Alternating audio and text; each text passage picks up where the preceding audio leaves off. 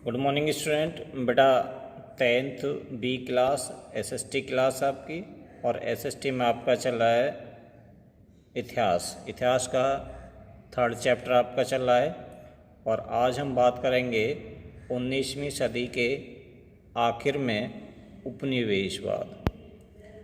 उपनिवेश क्या होता है, उपनिवेशवाद क्या होता है, उसके बारे में बात करेंगे।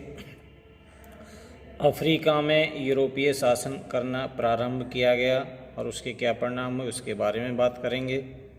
तो इन दो टॉपिकों पर आज हम बात करने वाले हैं इस वीडियो में। ध्यान से देखें वीडियो, और वीडियो लगातार देखते रहें। यदि बीच में आप वीडियो छोड़ देते हैं तो नेक्स्ट वीडियो आपकी समझ में बिल्कुल नहीं आएगी। इसलिए वीडियो की कंटिन्यूटी बनाए रखना बहुत ज़रूरी है, और साथ ही साथ अपना वर्क करते रहिए।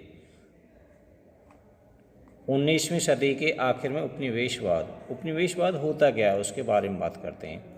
जब कोई मजबूत और विकसित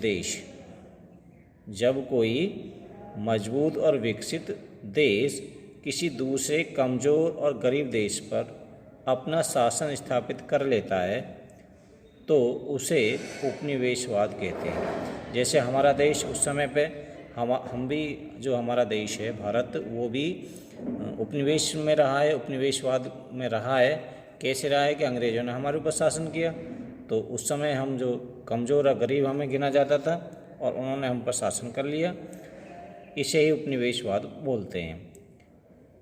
इसमें चेंजिंग क्या आती है, कैसे वो काम करते हैं। स्वतंत्रता बिल्कुल ख़त्म कर देते हैं। उस देश के लोगों की जो स्वतंत्रता है वो बिल्कुल ख़त्म कर देते हैं। उन्हें कोई अधिकार नहीं होता है, कोई आज़ादी नहीं होती है, और वहाँ कुछ दर्दनाक सामाजिक और आर्थिक परिवर्तन किए जाते हैं उस गवर्नमेंट के द्वारा। जो गवर्नमेंट ने उस देश को, जिसको अपना उपनिवेश बनाया, उसके द्वारा जो शक्तिशाली देश है, जो गरीब और कमज़ोर देश पर अपना शासन स्थापित कर लेता है, उस सरकार के द्वारा कुछ दर्दनाक सामाजिक और आर्थिक परिवर्तन किए जाते हैं। ये होता है उपनिवेशवाद। अगला आपका टॉपिक है अफ्रीका में यूरोपियन शासन करना प्रारंभ किया। अब किस तरह से अफ्रीका में यूरोपियन शासन स्थापित किया। अंग्रेज आए तो थे व्यापार के माध्यम से। अंग्रेज व्यापार करना चाहते थे अफ्रीका से, लेकिन क्या होता है, परंतु धीरे धीरे यूरोपियों का शासन प्रारंभ हो गया वहाँ पे। उन्होंने देखा कि यहाँ के तो बहुत सीधे साधे लोग हैं और बहुत कुछ व्यापार की संभावना है, बहुत सारा धन है। जैसे भारत को उन्होंने लिया, ऐसे अफ्रीका को ले लिया उन्होंने, और वहाँ से उस पर शासन स्थापित कर दिया। यूरोप के लोग अफ्रीका में बागवानी, खेती करना और खदानों का दोहन करना चाहते थे।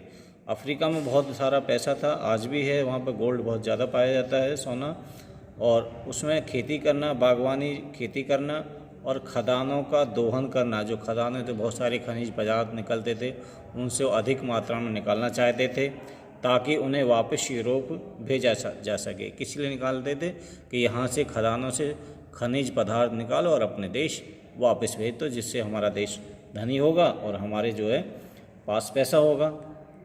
परंतु वहाँ पैसे या वेतन पर काम करने का चलन नहीं था वहाँ, लेकिन वो खदानों में काम, उस समय मशीन तो थी नहीं काम करने के लिए, तो मज़दूरों से ही सारा काम कराया जाता था। लेकिन वहाँ के जो अफ्रीका के जो लोग थे वो वेतन पर, तनख्वाह पर काम करना नहीं चाहते थे।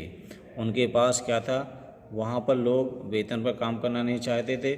उनके पास बहुत सारी पशु थे, अपनी पशुओं को चराते थे और स्वतंत्रता का जीवन जीते थे। उन्हें किसी से कुछ की आवश्यकता नहीं होती थी।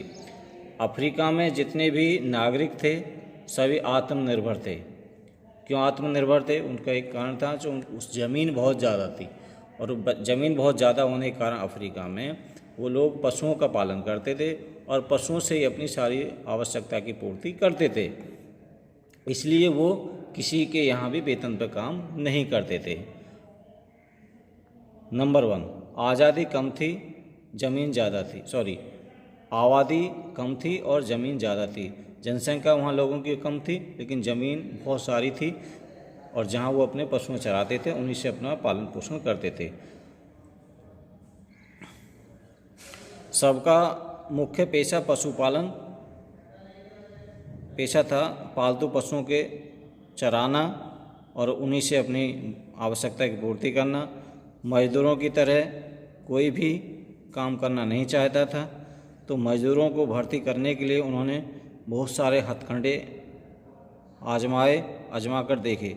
अब जब खदानों से माल निकालना है उन्हें और उनसे खनिज पदार्थ निकालने, तो मजदूर उन्हें कहाँ से मिले, लेकिन उन्होंने बहुत सारे हथकंडे अपनाए अंग्रेज़ों ने अफ्रीका के लोगों के साथ।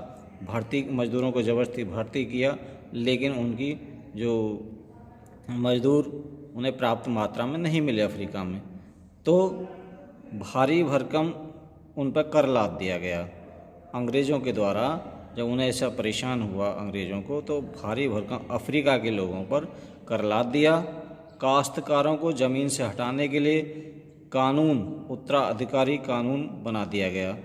उत्तराधिकारी कानून कैसे बना दिया गया? परिवार के एक ही सदस्य को पैतृक संपत्ति मिलेगी, ऐसा कानून बना दिया उसने। मान लीजिए 4 भाई हैं और उसके फादर की मृत्यु हो जाती है, तो परिवार की जो ज़मीन थी वो केवल एक ही बड़े बेटे को उसके को वो मिलेगी। इससे जो 3 लड़के थे वो बेरोजगार हो गए।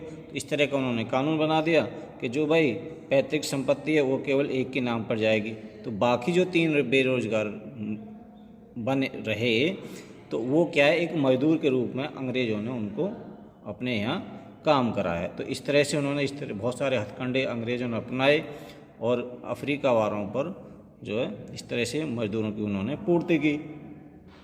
ठीक है, तो ये आपका 3rd चैप्टर चल रहा है हिस्ट्री का, और इस नोट आप पूरे करते रहिए, नोट से लिखते रहिए साथ ही साथ।